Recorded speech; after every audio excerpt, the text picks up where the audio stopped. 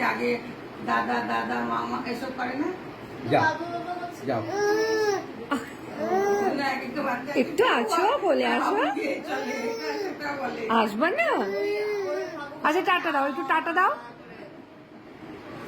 টাকা দিয়ে দিচ্ছে এখন কোনো মতে। এবার আছো, এবার আছো, এবার আছো, আছো আছো, একটু আছো। তুমি বকছো? হ্যাঁ বকছো আমাকে? বলো একটু আছো। কি দমকানো।